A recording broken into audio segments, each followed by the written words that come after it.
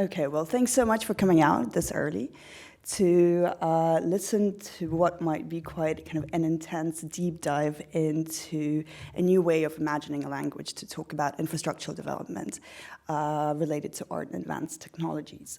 So first of all, thanks a lot to Seb and the wonderful ACMI team for the invitation. It's quite an undertaking to come here all the way from London, but it was absolutely worth it. An incredible day yesterday, and I look forward to seeing how things evolve. I also look forward to hearing comments to my presentation. So unlike yesterday, I'm very happy to just have comments without questions and to hopefully also respond to your feedback. So as has been said, I'm currently R&D strategic lead at Serpentine, which is a contemporary art organization, public contemporary art organization in London. And since 2018, we have been developing what is now known as the Future Art Ecosystems Project, and it's a project for building 21st century cultural infrastructure. Important to note that although it's a project that was initiated by Serpentine, it was very much a response to the Arts Council England mandate for Serpentine to kind of lead on thought leadership, I guess, around questions of infrastructural development in art and technology. So although it was initiated by Serpentine and it is still currently hosted by Serpentine, it is a project that's meant to address the ecosystem and also eventually become an ecosystem-owned project. So what is Future Art Ecosystems? So far, since, I guess, the first publication, 2020, it has been an annual strategic briefing that is meant to provide concepts, references, language, and arguments that can be integrated into operational agendas for 21st century cultural infrastructure. What do we mean when we say 21st century cultural infrastructure? What we mean are the systems that support the production, distribution, and financialization of art and advanced technologies as a whole, and respond to a broader societal agenda. And it's critical to say that FAE was conceptualized with our dear colleagues at Rival Strategy.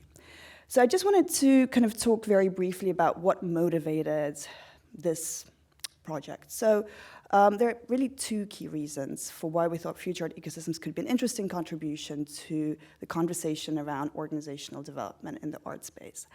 Around kind of 2018, it became obvious that what has historically been a very kind of niche, let's say, part of the art space, the art technology niche, was becoming increasingly more mainstream. More institutions were opening up art and technology programs. There was a greater kind of, I guess, emphasis on technology-driven work by artists, and just, I guess, general expectations of audiences as well, that technology is a space where cultural production needs to intervene, was also kind of a key motivation factor in posing this question, what transformations are required by this kind of historical niche becoming much more of a mainstream activity within the institutional space. What was apparent, however, was that there was a very little kind of understanding of the specific needs that art and technology artistic practices of the needs of the art and technology artistic practices and how institutions should be responding to those needs. And so the Future Art Ecosystems project really started out as a research project that tried to get a collective picture, kind of a systemic picture, of how we could talk about these needs in a much more, I guess, macro way and in reference to the sector as a whole, rather than approaching each individual project as something that exists in a kind of fragmented, and sort of individual way. The second motivation is perhaps like even the more important motivation, and it has to do with the fact that art and advanced technologies kind of offers a context for interrogating and reimagining technology as a social and creative medium in societies where development is largely driven, or technological development is largely driven by interests of commerce and control. And this connects very much to the point that Seb made yesterday about how do we need to reimagine what does it mean to have a public mission as a cultural institution in 21st century, when we understand that the socio-technical infrastructure within our societies is transforming. So if we want to support ambitious artistic practice in art and advanced technologies, how do our institutions and infrastructures need to readjust and reform? And so FAE is a project that tries to answer that question in an iterative way, and hopefully also in a kind of collective way. Now, the strategic briefing format also needs to be explained. And I think historically, there have been very few, let's say, attempts from inside the public institutional space to understand how the art infrastructure functions on an ecosystemic level. So most, let's say, macro images of the art system that we have, they tend to come from the financial space. If we think about like Art Basel market reports that create kind of a macro picture of how the art field looks, and by creating that picture, they in some ways sort of also project a certain reality which becomes in some ways either inevitable or needs to be reckoned with by the actors within that field. So without an annual strategic briefing that is put out by a public arts institution is an interesting kind of challenge to the practices of the art market, in the sense that the interests that are being put forward here and that are being advocated for are interests of the general public, and also interests of artists and public arts institutions. So far we have published 3 briefings, and it's important to kind of note that each briefing emerges as a response to a previous one. So with the first publication, we started the research in 2018. We published it in 2020.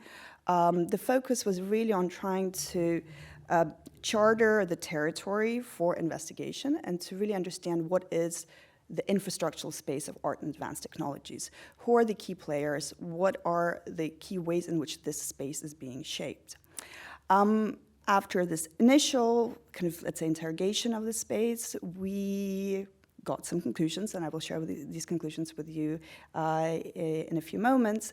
And through these conclusions, we then decided to focus on the question of digital transformation as it relates to the increasing normalization of advanced virtual environments within, let's say, our kind of social spaces. And so that's volume 2, Art and Metaverse, which tries to kind of redefine what digital strategy means with the advent of advanced digital environments, and to pose the question as to how art institutions should position themselves within this increasingly more technologically complex and, potentially kind of also problematic space from a governance democratic perspective. And the final publication that came out just recently in November focused on decentralized technologies and the possibilities of decentralized technologies to offer primers for self-organized institution building.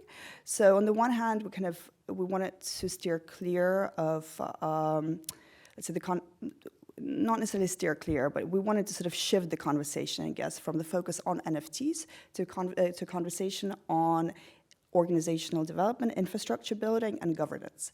And that's actually the most interesting long-term lessons from the decentralized technology space might have to do more with practices of organization and sort of imaginaries of ecosystem building than they have to do with like very specific financialized mechanisms for art such as NFTs. And maybe there's like, something important to note around why we have used these very kind of hyped up terms such as advanced technologies, metaverse, decentralized tech. And there was a very kind of clear motivation in that regard. And that motivation was to take these sort of concepts that are having a lot of traction and circulation in society, and instead of saying that institutions need to catch up or they need to sort of become relevant within these spaces, to try to sketch out kind of a grounding configuration of starting points through which we can have greater agency in relationship to these emerging phenomena, and also perhaps develop a more kind of strategic approach to how these large phenomena can impact our individual organizations. But I would like to sort of go back a little bit to how future art ecosystems started, because it's very much, I guess, embroiled within the larger process of digital transformation, a term that we used a lot yesterday at Serpentine, and the kind of internal reconfigurations that happened there since 2018. So when I first kind of started at Serpentine in 2018, at that point, the organization was focusing on commissioning artists to work with advanced technologies as a medium, as a topic of interrogation. And what became evident to the team at that point is that the commissioning process was a fascinating way to engage with artists, but it also threw up a lot of questions around sustainability of that kind of institutional approach to advanced technology. And that ultimately the questions that the commissioning process posed, they didn't really have a space within the institution to be further explored and developed as propositions for the ecosystem at large, for the sector, or for society. So it became apparent that what was required in addition to the commissioning process was this reflexive space that could nurture experimentation and risk-taking. And that space could not remain purely symbolic or discursive, and it had to be reflected in the daily operation and organizational structures that were equally new and experimental for the art context. And as I said previously, the Arts Technologies program, which was then interestingly called Digital, it initiates and supports artists in developing ambitious artworks that deploy advanced technologies as a medium, tool, or topic, often operating beyond gallery walls. And the reconfiguration that happened through trying to understand what is the organizational design that would need to be implemented in order for that reflexive space to take root within the organization. So the consequence of that has been the foundation, the emergence of the R&D platform within the Arts and Technologies program. So right now, I guess they're kind of two sides of the coin. There is the commissioning side, and then there is the R&D platform side. And the R&D platform side is what supports the development of infrastructures for ongoing artistic exploration, interrogation of advanced and emerging technologies. And so that's kind of the breakdown of how this transformation looks. So effectively, with the commissioning process, the institutional approach to working with artists and advanced technologies was quite thin, right? So commissioning was the format, the vehicle through which that interaction happened. And once we started redesigning the kind of organizational parameters internally, we wanted to create greater depth within the institution, but also to create a much bigger kind of networking out effect that would blur the boundaries between the institutional internal space and the external, let's say the external network and greater ecosystem.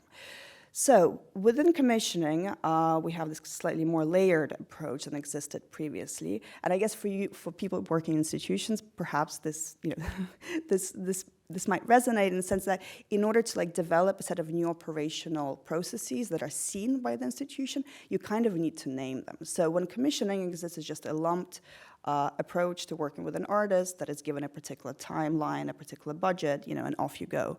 Once we've introduced artist-led R&D as something that precedes commissioning, it invited a very different logic of understanding how we work with artists who work with advanced technologies, and making an argument for the fact that we can't really jump into a commissioning process the way that we could have, let's say, before with other types of art. There needs to be this preliminary phase of artist-led R&D. So that's what happens now. And then there's the public interface part, which is also kind of, I guess, disintermediated from this general concept of commissioning, and for a very important reason, because we need to understand public interface in a multitude of ways. It can happen within the gallery space, but it can also happen in any other kind of part or developmental trajectory of the project. And actually thinking about these three phases, or at least the public interface phase in relationship to artist-led R&D and commissioning in a kind of teleological, sequential way becomes incredibly important, and perhaps slightly like a different way for organizations to think. How does the public come into the process of commissioning, interacting with the process of artistic production, with the various questions this artistic production throws up, etc. At the same time, as I said, the bigger reconfiguration that happened through this process of digital transformation was the institution of the R&D platform. And the R&D platform is that kind of chunk in the middle, which has a number of labs that are dedicated to very specific topics.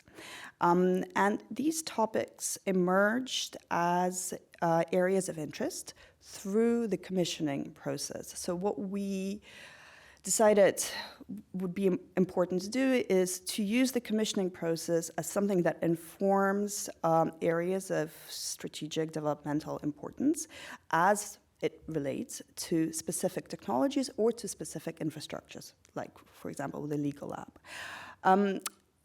But these labs exist separately to commissioning, and they also operate separately. They have their own methodologies. They're led by external principal investigators.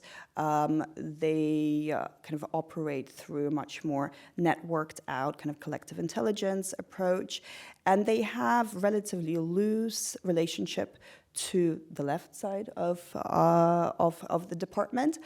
But we do try to keep, the two sides informed, and there's definitely feedback. But we could also kind of full disclosure, we're also currently kind of reviewing the ways in which this feedback occurs, which I guess leads this like really interesting point around. I think that was made yesterday by Jane, that digital transformation is not like a one-step solution. It's something. It's a project that you commit yourself and. You lose the term digital and you just stick with the term transformational, and you realize that it's not so much about the digital as it is about the approach that you have as a department, as an organization, about the evolution of your work in relationship to larger socio-technical systems. So if the R&D platform and the commissioning are kind of leaning towards the institution-centered side of the spectrum of our work, Future Art Ecosystems sort of leans towards the ecosystems-focused side of our work. And it is produced through interviews with peers or external. There are some lessons that are drawn from internal work, but we try to keep, let's say, the research and the analysis as Serpentine independent as possible. Of course, there are tensions and problems around that as well, and we're currently in the process of rethinking the governance structure for Future Art Ecosystems, how decisions are made in order to reflect this more ecosystems focused approach. But at least the intention or the understanding of this Future Art Ecosystems project within the institution, it is something that sits sort of autonomously and doesn't necessarily represent the interests of the organization, and is much more focused on this kind of ecosystemic design principle. Moving forwards.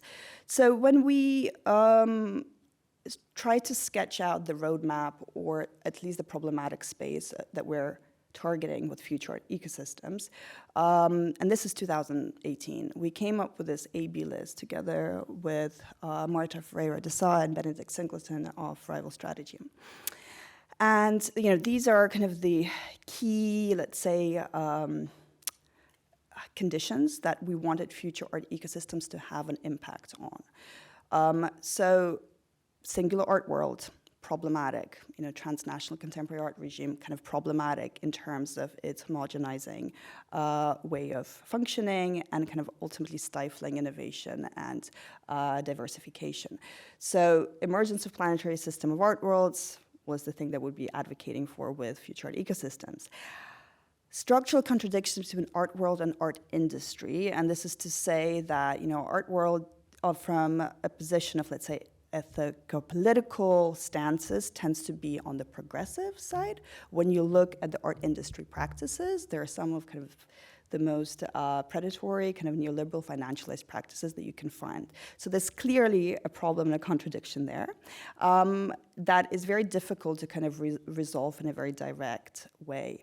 Instead, what we proposed with Future Art Ecosystems was how do we, I guess, through the creation of greater diversity and interdependence between different art worlds, how do we develop autonomous objectives and mechanisms for specific types of projects that can have greater alignment between what they say they're doing and how they're doing it.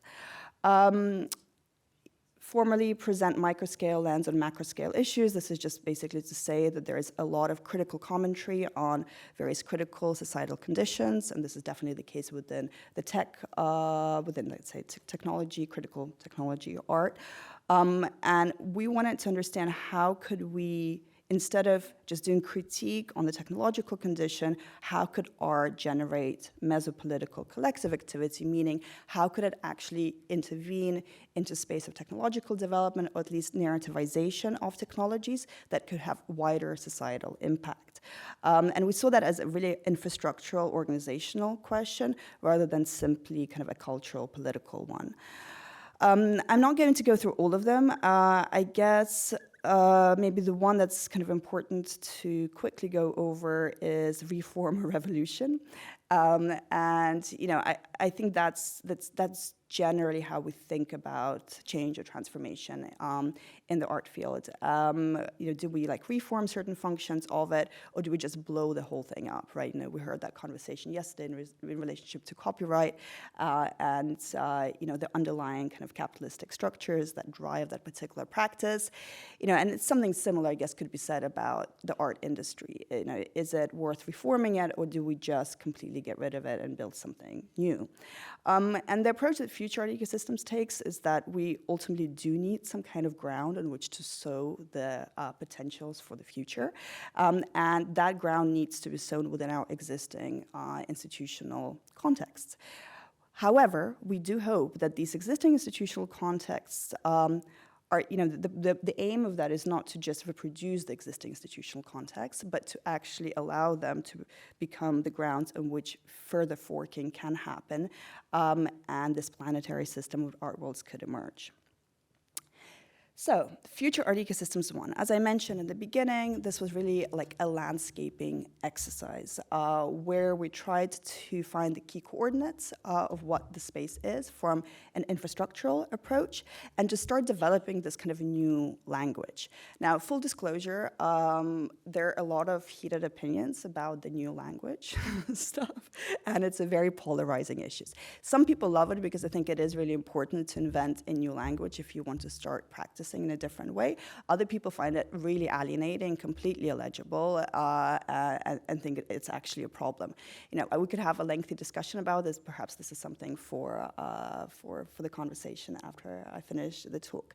But in sketching out, as I said, the needs of art practitioners who engage with advanced technologies, we wanted to like dissect the different ways in which these types of practices require a very different setup on individual level, but also require a very different approach by institutions towards them. So the areas, you know, that we wanted to dissect were dynamic materials, how is advanced technologies as a set of dynamic materials, and also, you know, important to note, caveat, that this kind of phrase, advanced technologies, might actually not be that helpful, but it's like it's a big bucket, and you know, it involves everything from machine learning to synthetic biology and to blockchain. So the heterogeneity of materials within this kind of bucket poses the question as to how useful the bucket is, but I think the bucket is useful insofar as all of these technologies, whether it's machine learning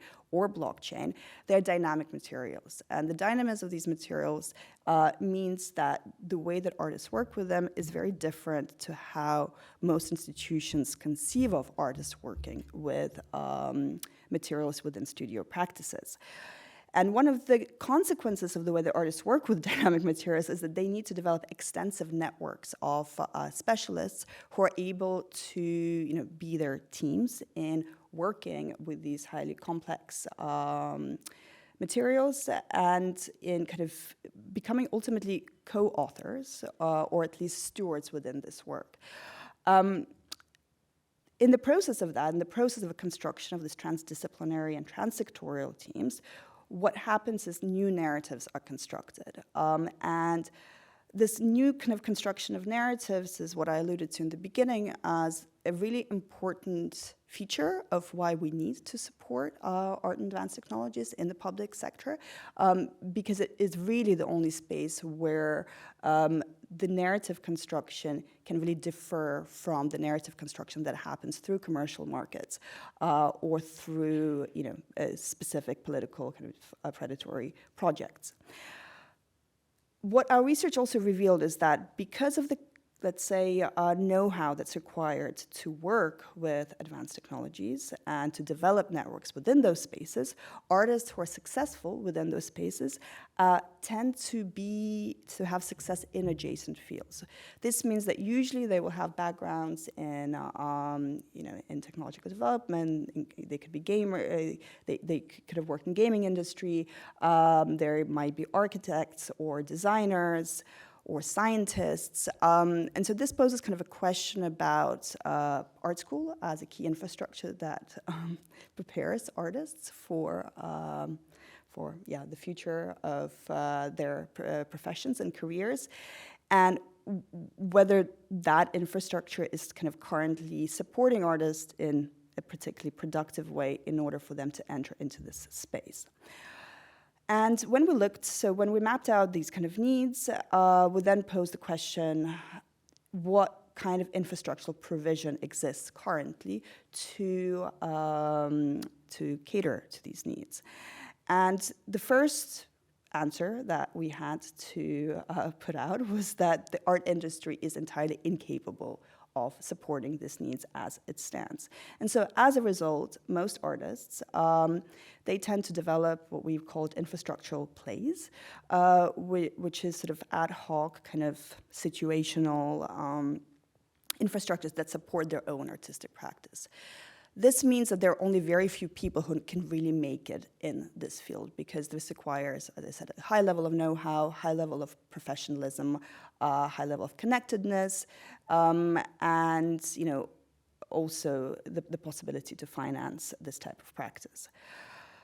So what could be the strategies for an art industrial revolution where the industry is reformed in a significant way, or in a sufficiently significant way to actually be able to provide a foundation for these types of practices?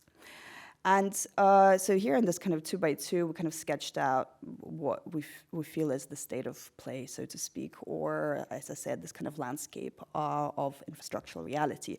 So in the bottom left corner, we have the status quo, and the status quo is that the art industry is unable to provide support to art and advanced technology practices, and instead needs to kind of outsource or rely on tech industry as art patron, that kind of either supports this type of work on a kind of sponsorship, financial level, or supports this work through new infrastructures that are being built within those tech companies. So the emergence of various art programs at Google, at Facebook Meta, although Meta has shut down recently, Open Arts, Hyundai, you name it. There have been so many of them that have sprung up in the last in the last 8 years.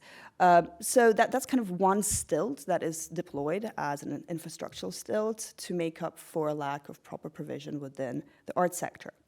The other kind of interesting development that we noticed is that within art practices that are able to sort of cobble together these infrastructural plays in order to create a sufficient foundation for themselves to practice in a sustainable way. The ultimate form of that kind of ladders up to what we call the art stack, and it's basically a vertically integrated studio that produces its own technology, develops its own IP, employs highly technically proficient staff, controls its distribution mechanisms, so it's really kind of like a highly professionalized business model. The kind of typical example of an art stack is TeamLab. Also, if you're aware of the artist Rafik Anadol. So the kind of the way that they, I guess, practice, or the way they've established their work is a good example of what an art stack is.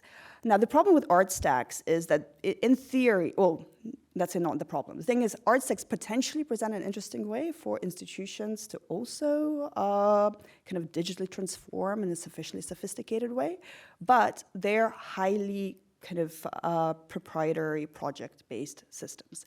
And so the question is, like, do we really want public arts institutions to become more like art stacks?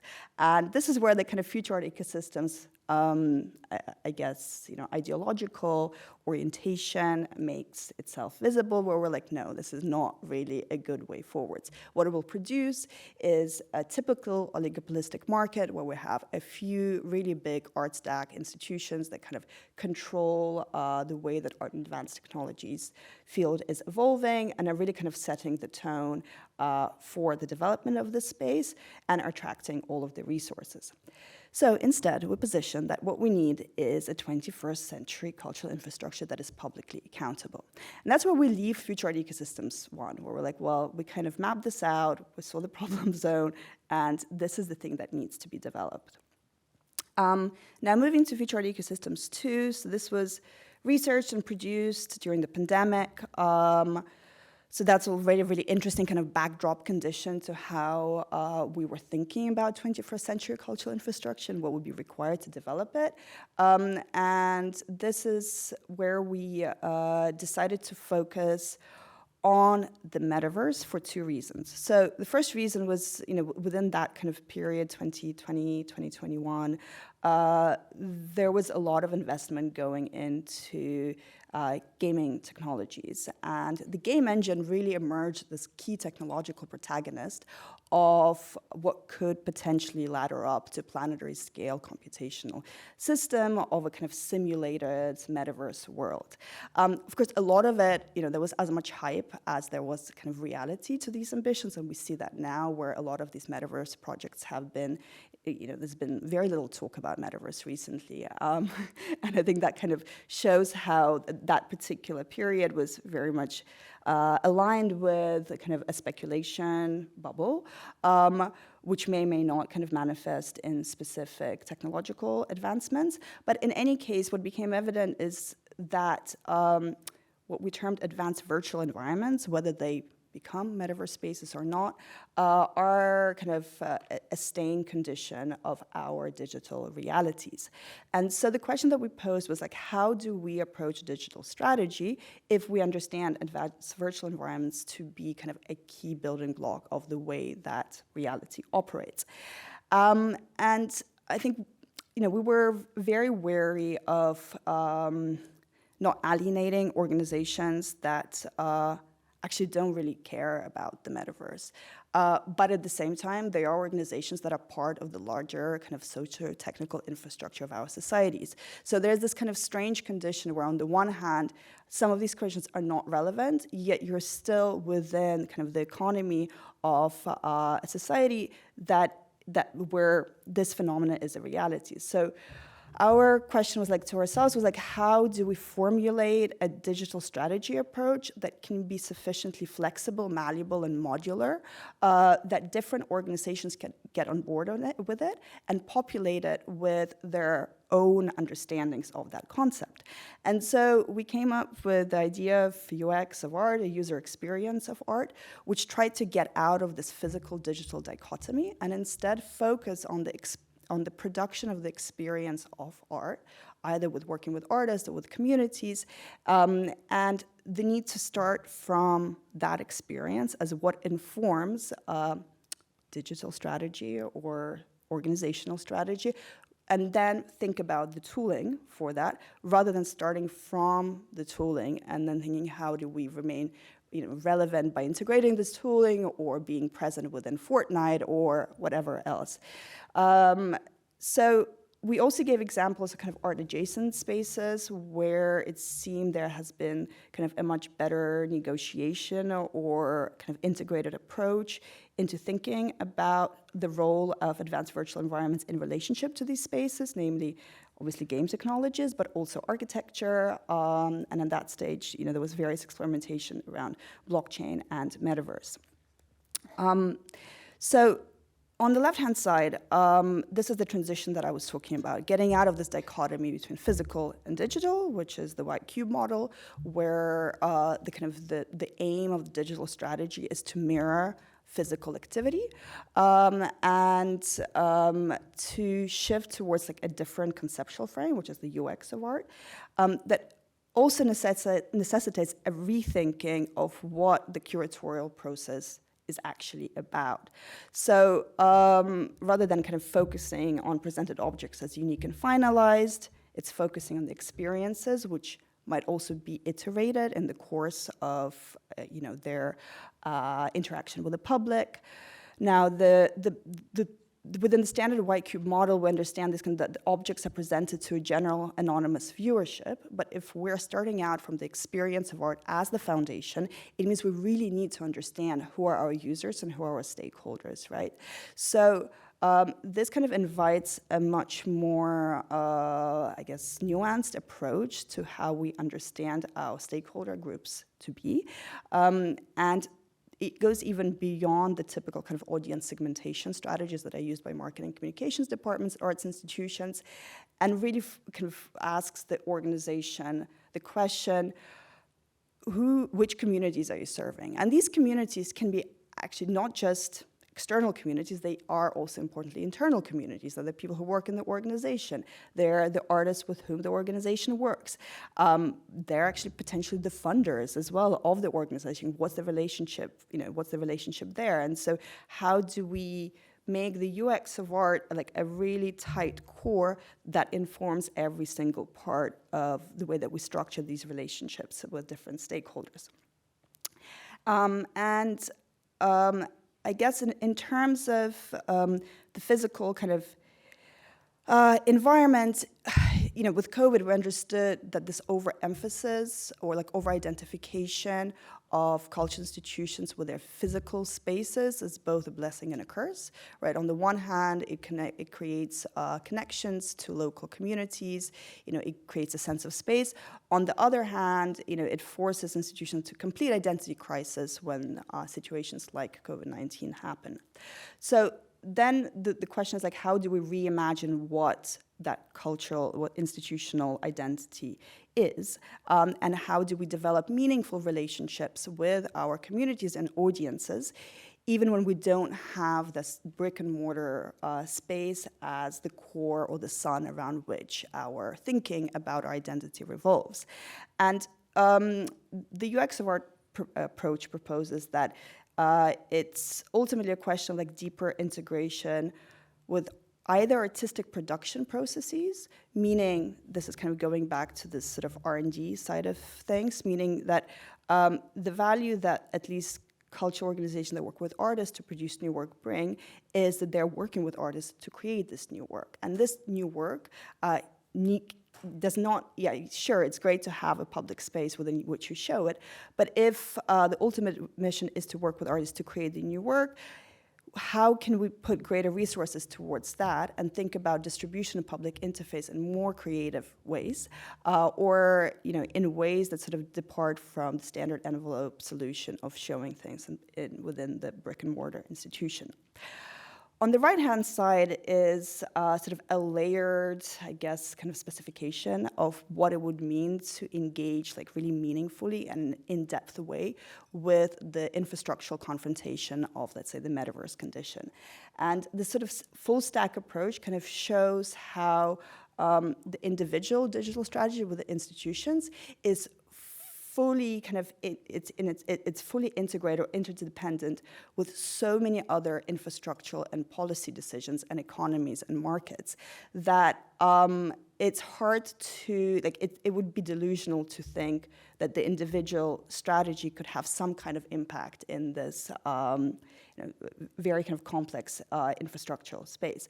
So instead, what we propose is to think less individually about digital strategy and to so this is the point that I made yesterday for those of you who were here, to think more ecosystemically and to really kind of understand who are our peers, who are the other organizations, either within the art space or outside of the art space, with whom we're aligned around our mission and around our key stakeholders, and who would be, let's say, our kind of allies in a more interoperable digital strategy that can cross-pollinate and cross-integrate functions, where each institution ultimately becomes a building block of something larger, a larger proposition to the general public or to the specific users that these specific entities are, have their missions to deliver value to. And the kind of, I guess, with Future Art Ecosystems 1, the leave-off point was like, what is 21st century cultural infrastructure that's publicly accountable? With Future Art Ecosystems 2, we answer that question by saying there are various vectors for the project of constructing 21st century cultural infrastructure that need to be taken into account if we're to take this project seriously. And as I mentioned, interoperability is one. Advanced production capabilities is two, as becomes obvious from that stack that I showed previously. Expanded approaches to economics of distribution, basically a fancy way of saying we need to rethink the economic and ownership models that exist within the cultural space.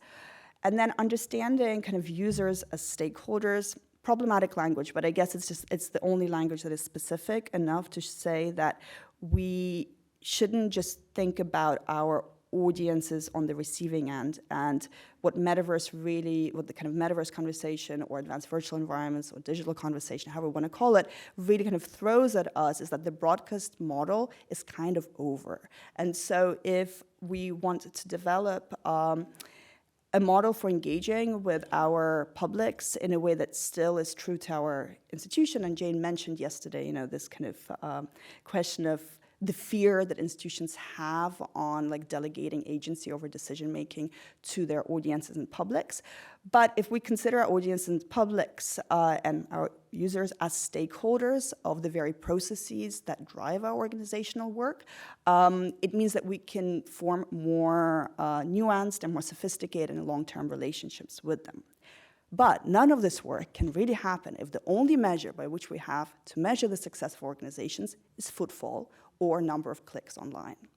And I don't know what the state is, in this country, but that's definitely still the case for the UK, where ultimately, when it comes to fundraising, when it comes to justifying the value that we as an institution bring to society, these are the measures that really kind of are meant to communicate the value that we're bringing to society. So new systems of measurement is the absolutely pivotal space of transformation within policy, but also within individual organizations, if we want to have truly meaningful transformation of our organizations.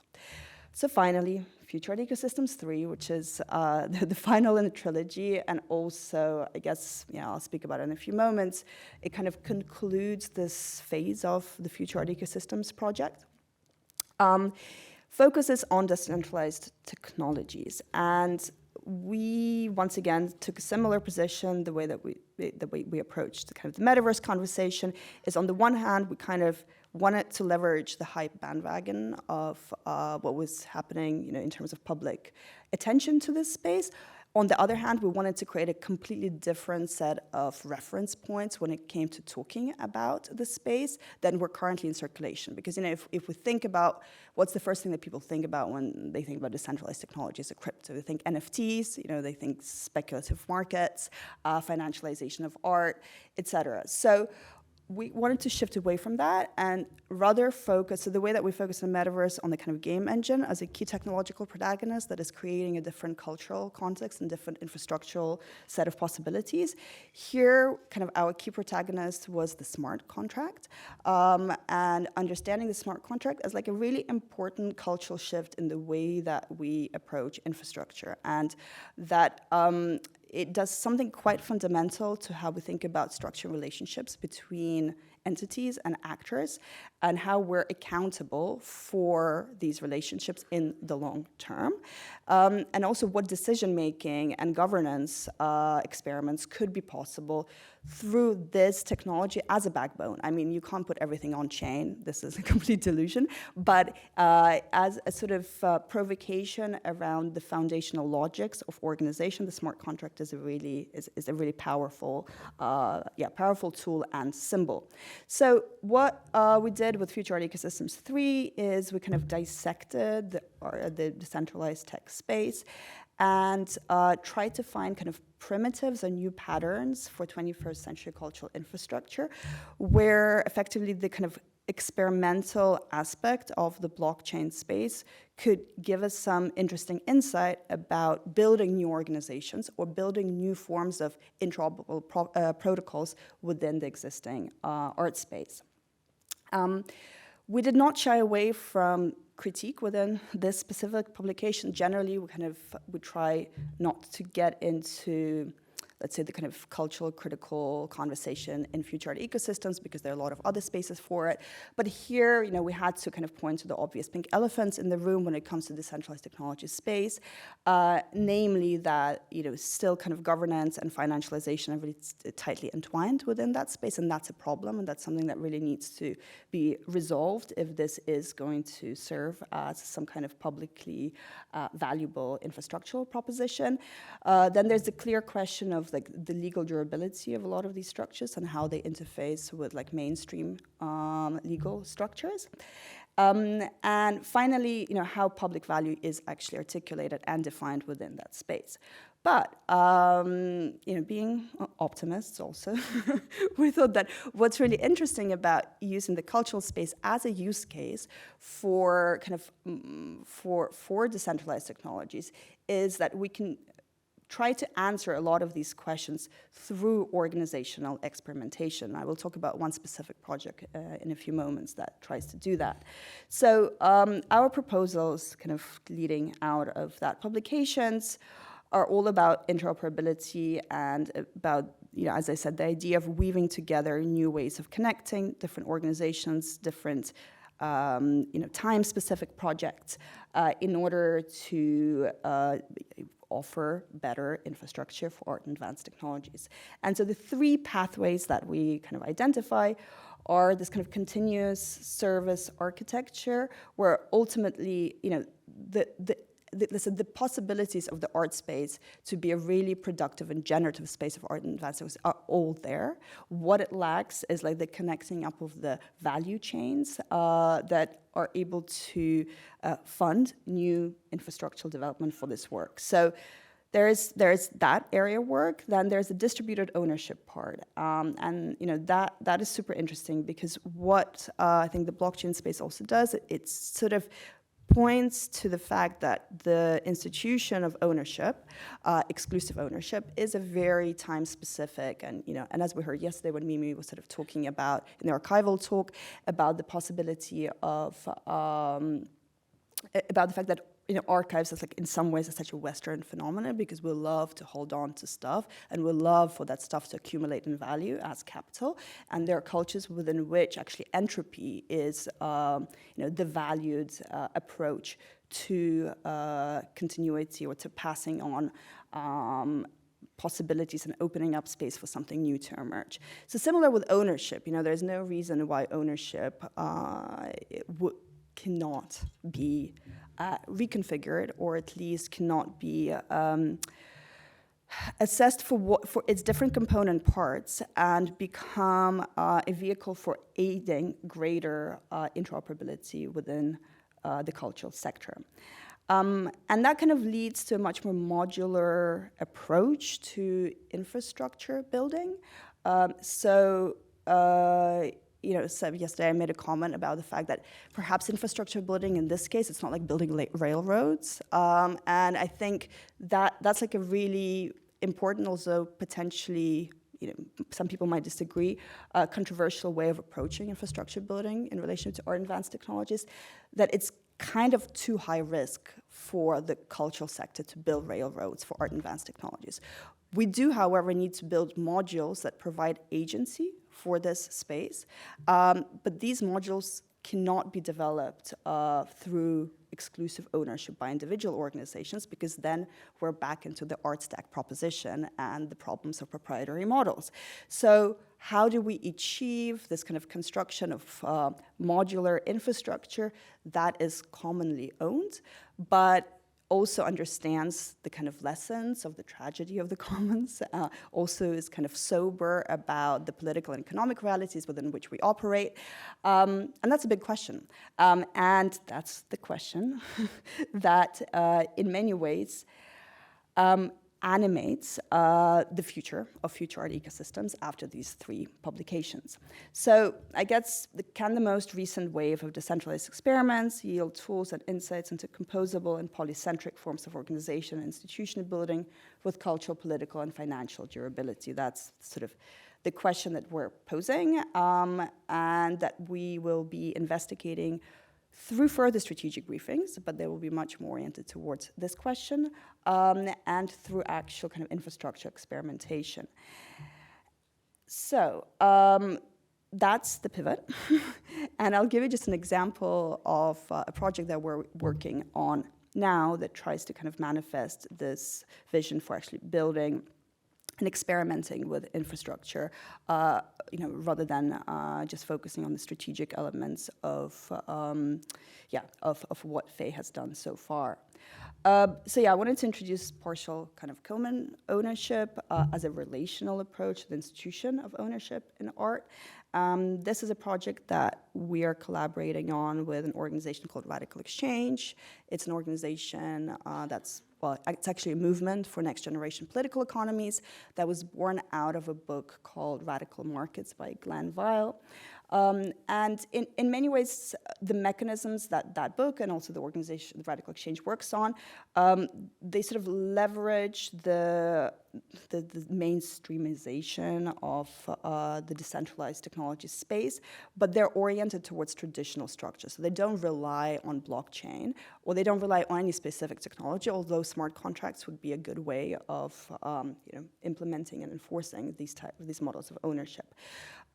So what we're trying to figure out right now is, if in traditional ownership, there's this idea of ownership being permanent and stagnant, and value gains concentrating in very few hands. And this is, the case for owning artworks as it is for owning projects by individual institutions, right? So there is kind of a symmetry there between the market practices and institutional practices.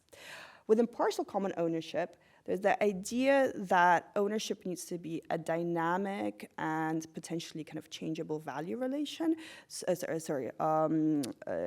possession relation, and that's that's kind of building on, I guess, the market conditions of the possibility of re-auctioning assets in order to increase liquidity within a space.